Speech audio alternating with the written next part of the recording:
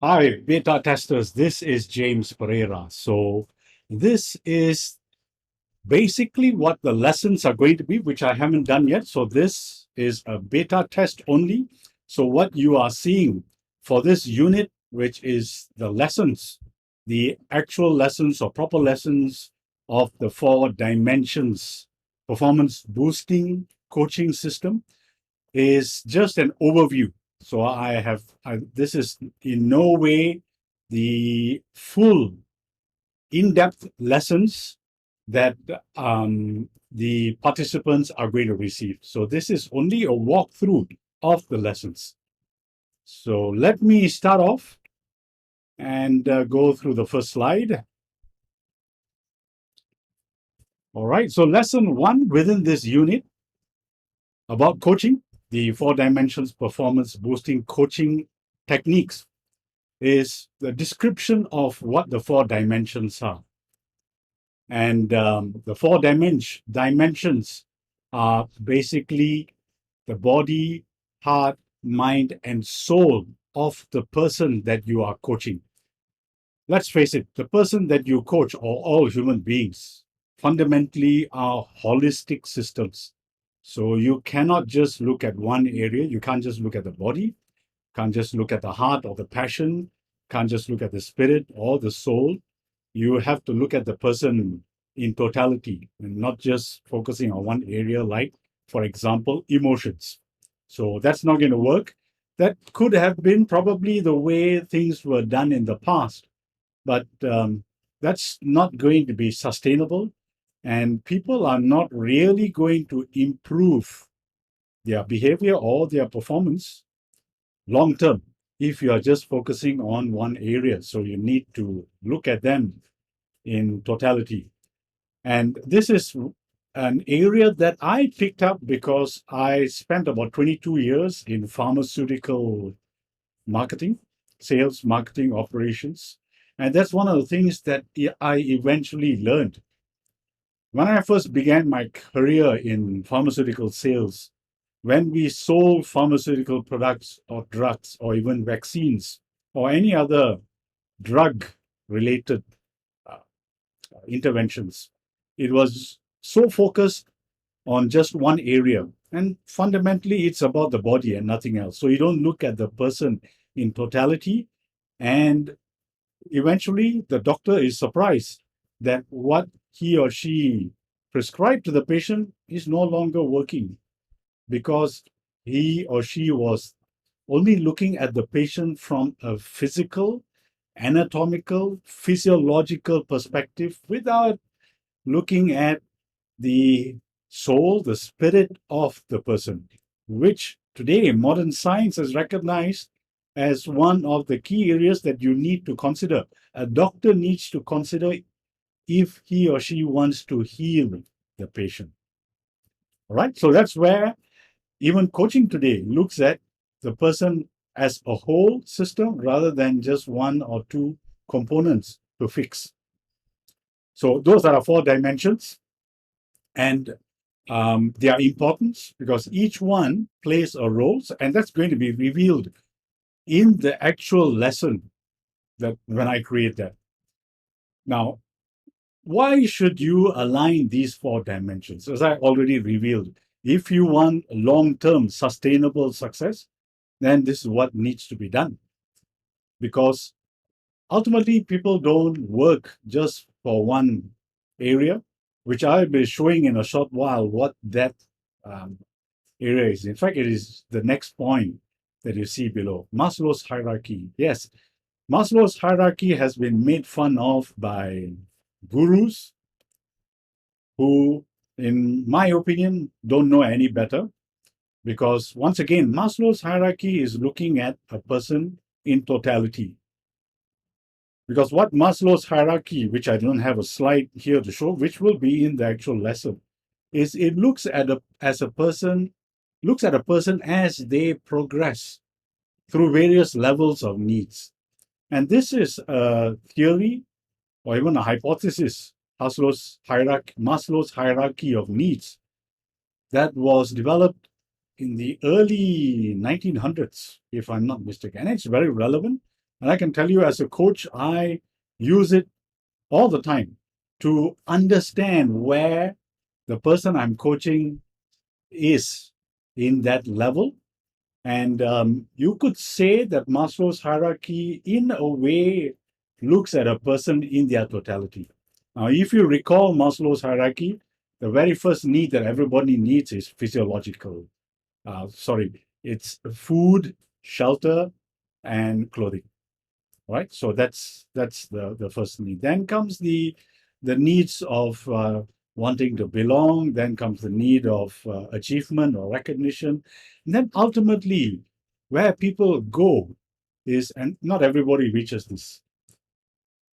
People who have got tons of money are probably not doing things to achieve that, which is self actualization, where you do things for your own satisfaction, regardless of what the rest of the world thinks about you, because you have your own goal that you want to achieve, and achieving that will give you satisfaction.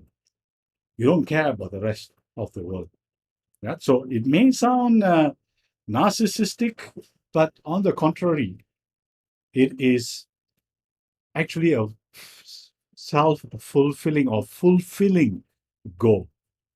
Right? So that's the first lesson.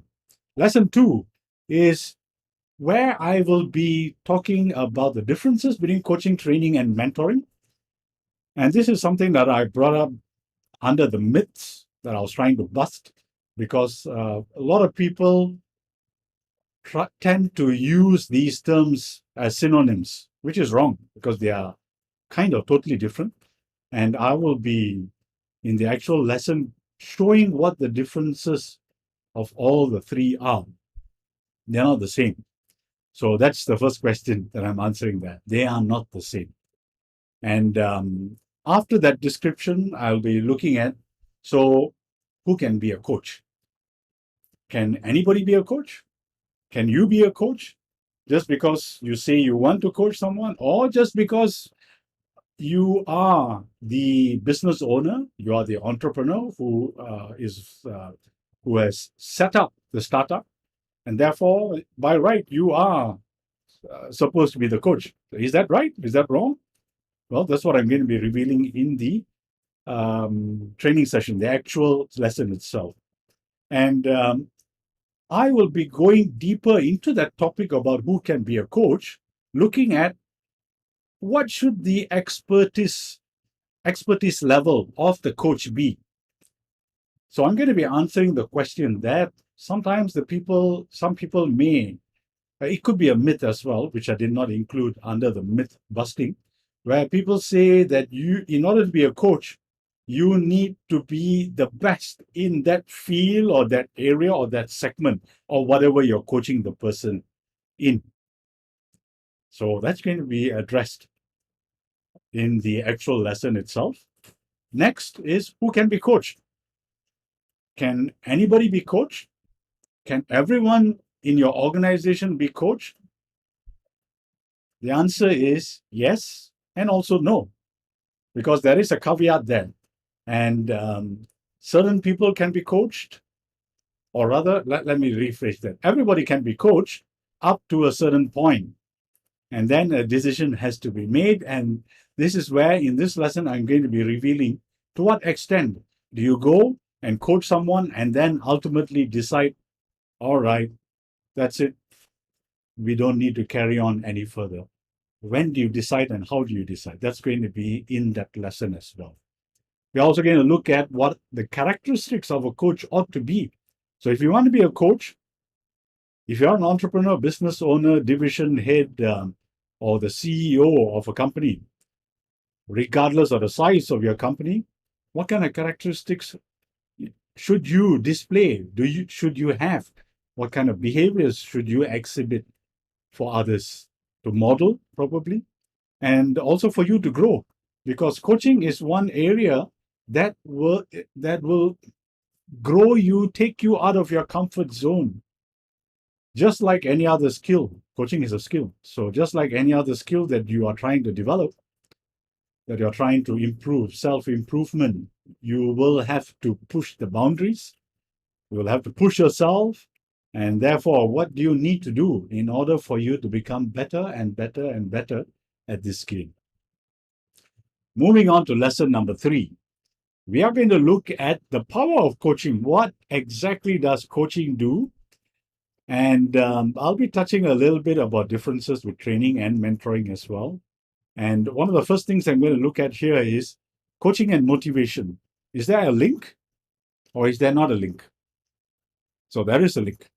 Yeah. Coaching has been found to be one of the top motivators that employees are looking for. And there is also a difference between the coachee, their expectations, if you are a millennial and if you are a baby boomer as well. And this is from research.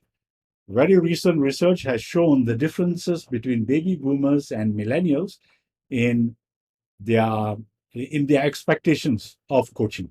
So that's going to be exposed there. Next, I'll be looking at a case study, and I love this case study because this case study actually is probably the only research that I have seen. And this research was conducted by the world's top executive coach. Go ahead, Google, and let me know if you can discover who this person is. This is huge research that this gentleman has done some years ago. And it shows the difference between coaching and training. And this is going to blow your mind away. This is the proof that coaching works. And how well does it work? That's what is going to be revealed in this lesson, in that case study. Once you see that case study, the power of coaching, you will never underestimate it. In fact, one of the misunderstandings, I won't say it's a myth, but I would say it's a misunderstanding among a lot of human resource departments, as well as business owners, division heads, CEOs, is that, well, I have trained my people. What else am I expected to do if they don't improve? I can bring the horse to the water, but I can't make the horse drink the water. So this is where coaching comes in. And when you see this data, you will be definitely convinced at what is possible with coaching. And there are other examples that I will also be exhibiting with regards to coaching. And a lot of coaching examples come from the field of sports, less from the field of business. And this is one. And that's the reason why I love this study by this research conducted by this world's top executive coach. All right, so next point would be coaching versus work tools. What exactly am I talking here about work tools? Well, I'm talking about systems that enable an employee to boost their productivity. So I'm going to be showing you data where you are actually going to see the impact of coaching on productivity versus the impact of whatever tools that you may have in an organization to boost productivity. As a rough example, I can take the example of a computer. Giving an employee a computer would be expected to boost productivity. But I'm going to be showing you how a comparison was made, again, research-based, coaching versus a tool for sales representatives to boost their productivity. Well, since this is a coaching program, a coaching training program, I'm sure you realize that the answer is, of course, it's going to be coaching that's going to be superior to this enabling tools that you may give out to your employees to enhance or boost their productivity. Finally, I want to talk about in this lesson, telling versus selling. What exactly? And if you hate the word selling or you don't like selling, you are probably thinking, I didn't sign up for a selling course or sales course. Why are you trying to convince me or trying to point me in the direction of sales or selling? Well, it's a terminology. Selling is a terminology for something else. So that's what we're going to talk about. What's the difference between telling someone to do something and selling them to do something? If you're in sales, you probably more or less where I'm coming from, what I'm alluding to. So lesson number 4, we are going to dive deep into questioning skills. Now, this is an extremely powerful tool. When you use it wisely and correctly, you are going to get your staff to actually boost their productivity, change their behavior, and probably in that order, change behavior and boost productivity in that order. And you are going to find that these actions that your staff take are sustainable when you use the right questions. Use the wrong questions and nothing is going to happen. So this is where you're going to discover the power of questions. What do questions do to the mind and body? And this, if you have not been exposed to this is going to be a surprise, that questions are not just working on your brain.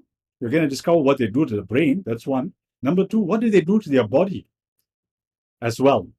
And this is where you are. I'm going to be showing you in another lesson something else that you ought to be developing in order to be a very skillful coach. So I'll come to that in a short while.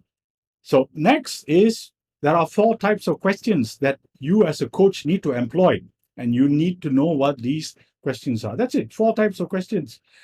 And 2 of those questions are related to another 2. So it's not going to be that difficult. So fundamentally, you just need to be using 2 questions at 2 types of questions at any discussion or coaching session that you're having. And let me tell you also, when you learn these questioning skills, let me assure you that you will be able to not just see improvements in your working relationships with your employees, you will also find that your relationship with your partner, your spouse, with your children, with your parents, with your friends, all will take a turn for the better just by using these questions, these questioning skills. And you will learn what the 7 W's are. You probably already know. I've given the hint about 7 W's. I will not go any further. What are these W's? So you will discover what these 7 W's are and how to utilize them to boost your questioning skills, and therefore also your relationships with other people. Next, you will see what is the best type of questions to use when you're coaching. So there is an order for this. Which type do you use more in coaching? Which type do you use for other users? But I'll be just focusing on coaching. Which type is to be used and how much of it to use as well. And finally, we're going to look at airtime as well. What is airtime? Well, airtime basically is going to be looking at, in a coaching session,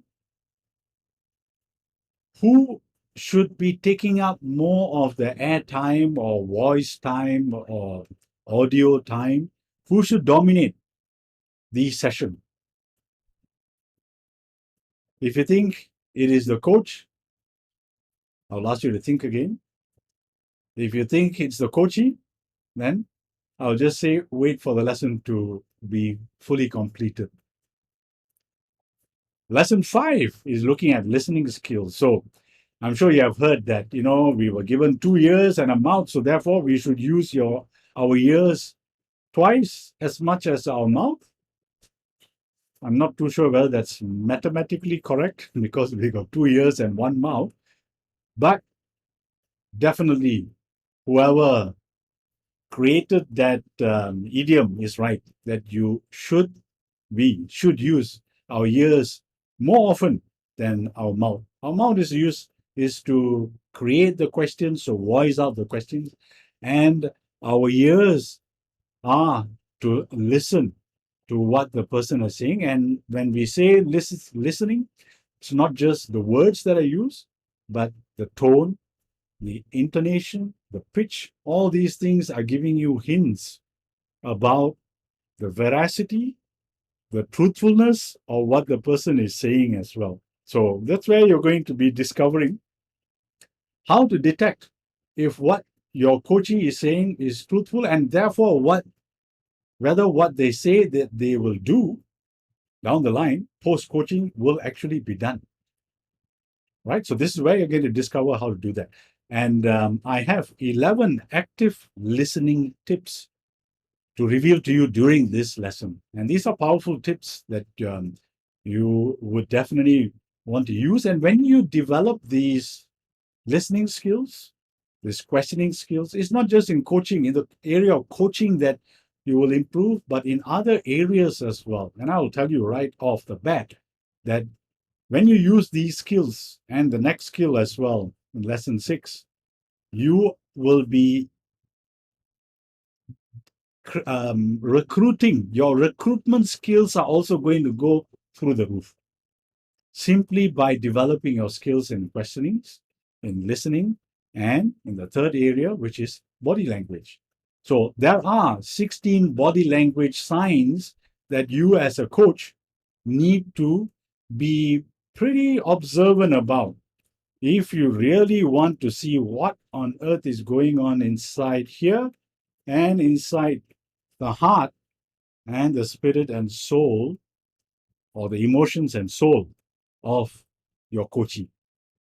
There are telltale signs, and I'm going to be revealing to you what those 16 body language signs are that you need to keep an eye out. So body language is basically listening with your eyes. Have you heard that before? Being able to listen with your eyes. So that's what body language is, where you discover how to listen with your eyes. Now, lesson number 7 is how do you uncover the masked person? Because we all apply masks outside of our bathroom, I guess. The moment we come out of our bathroom, even when we are with our partner, with our spouses, with our children, with our parents, with our siblings, with our friends, we're always having some sort of a mask on. So unless you unmask the person, you will never be able to know what makes that person tick.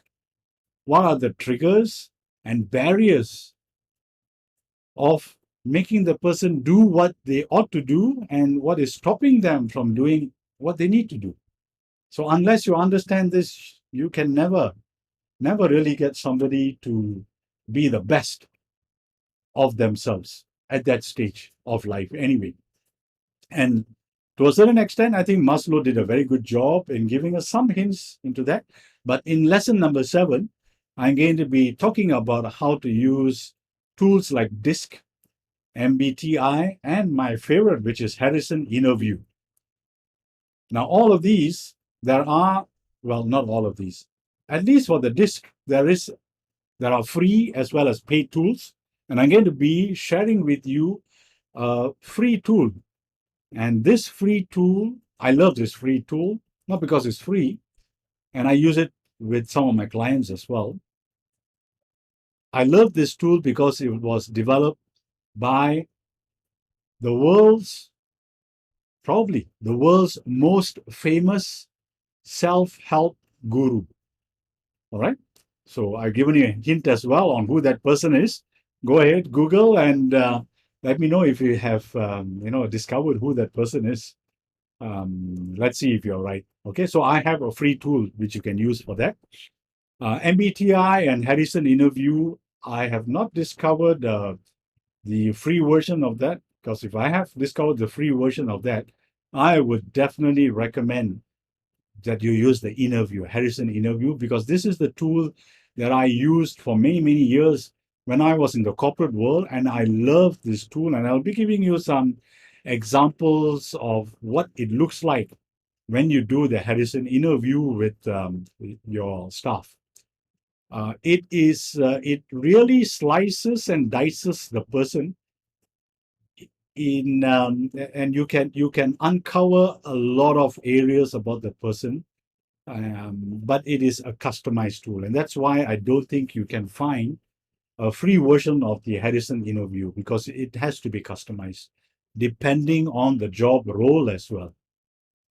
Now, second thing I will be talking about in lesson 7 is the 50-minute MRI tool. So you will be getting this tool, which in 50 minutes, and I would highly recommend that every person that you are going to coach start off with this 50-minute session.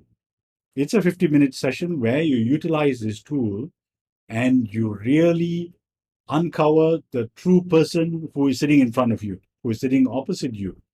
You really discover them, and you need to just spend 50 minutes. So it's not even 60 minutes, just 50 minutes. And of course, you get the idea that the MRI tool means that you are actually seeing inside the person, since that's what MRIs do, right? So you are actually looking at the person and really digging deep into them. What makes them tick? What are the barriers that they have?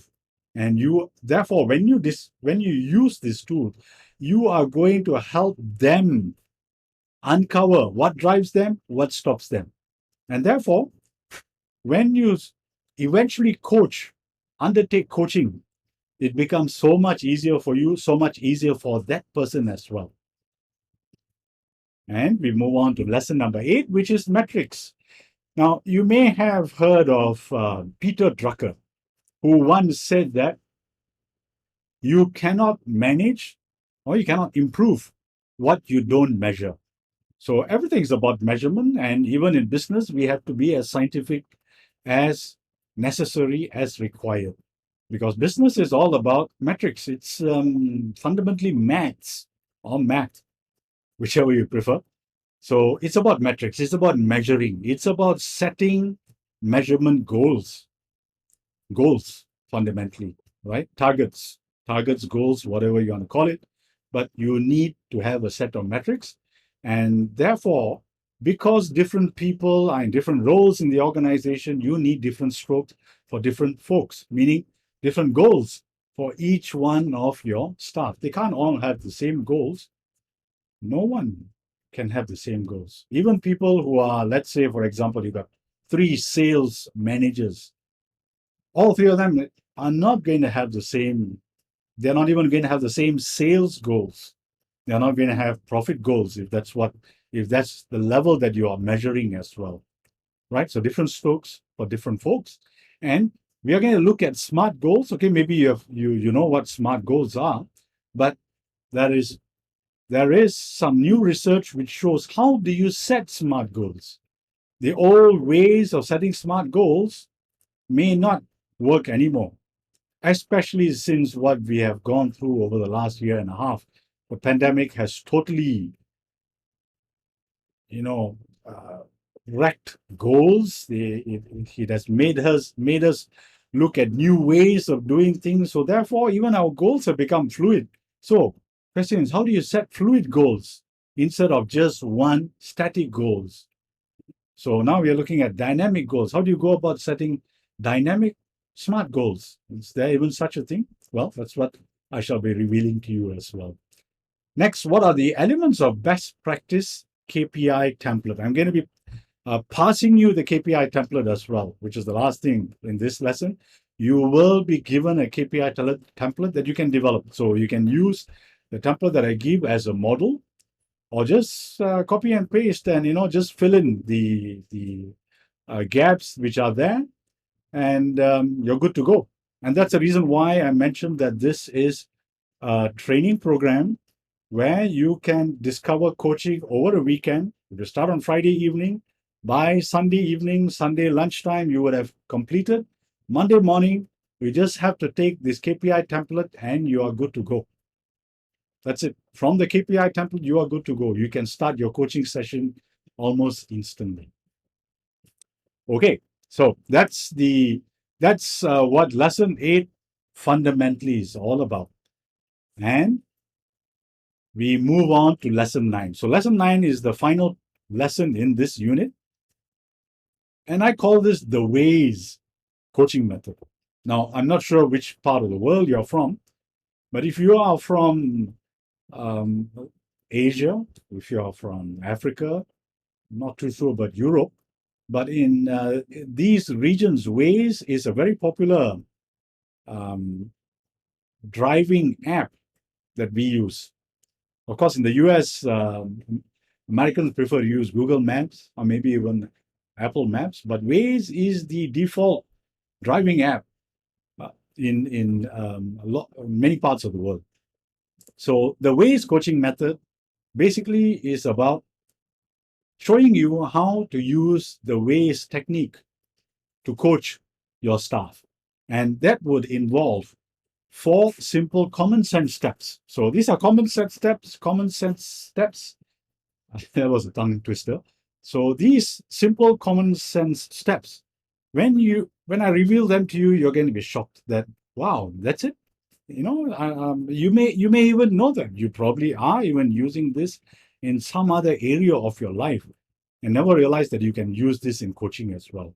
So it is 4 simple common sense steps, and combining that with powerful questions, several powerful questions, you really will open the mind of your coachee, and it will also help you open your mind as well to see things from their perspective, and therefore you'll be able to help them if you need to help them. Next is, so what are we looking at? So the Waze method basically is step number one is basically looking at the destination, right? So where do you want to go, right? Once you have determined where you want to go, that's what you do when Google Maps or in Waze, you punch your destination. And then, of course, Google Maps or Apple Maps or Waze will automatically detect your current position, right? So that's step number 2, to determine what the current situation is, current position or current situation for the coaching. And then we discover what the barriers are. And if you look at these driving apps, that's exactly what they do. When they try to create the path for you to take, they are trying to discover and uncover where and what the obstacles are. And finally, of course, they create the driving path for you or the plan for you. So these are the 4 steps, common sense steps that I mentioned earlier. And you will also discover that just like Waze or Google Maps or Apple Maps, it is dynamic. The path keeps changing, right? As time goes on, as you are on the road. So the same thing, you would need to, as you are doing the coaching, frequently you will uncover that the path actually tends to change. And we will answer questions like, should the goal change? Right? So that's going to be another unit as we move along. And next would be the question toolkit. I mentioned that powerful questions. Well, I'm giving it away to you. What are the questions that you should use? Modify it if you wish. But I got a set of questions, a default set of questions. I would say that they are more like a skeleton set of questions, because depending on the answer that the coachee gives you, you may need to ask supplementary questions as you go along. You can't just ask the questions that I give away in the toolkit and be satisfied with it, because you'll find there are a lot of gaps when you are listening carefully to the answers that your coaches are giving you when you ask the questions, the right questions, the powerful questions. And I got a little game as well in the lesson when I created. There is a barrier puzzle as well, although it's virtual. But there is a puzzle I would like you to solve. That's an interesting puzzle. You will have fun as you are going through that puzzle. It's a brain tease in a way. And finally, I am going to also reveal the sledgehammer. Ooh, that's powerful. It sounds smashing. It sounds something destructive. Well, it's I won't say it's destructive, but it will destroy certain obstacles that the coachee may have in their mind. It could be self-imposed obstacles like fears, for example, or even myths that they may be carrying on with them. But this sledgehammer is meant to smash those obstacles and barriers that they're carrying inside their head. Right? So, yeah, so that's basically what lesson 9 is all about. So, that's all in this unit about the coaching system, the 4 dimensions performance boosting coaching system. And this unit is looking at the process of coaching. So what you have seen in this unit is the entire process of coaching, the theory behind it, the practice of coaching, how you should undertake coaching. And also we are, as I mentioned, we're also going to have a look at what does coaching actually do in terms of productivity and behavior change. All right. So thank you very much for going through this beta lesson for me. And stay tuned. I've got 2 other units coming up as well.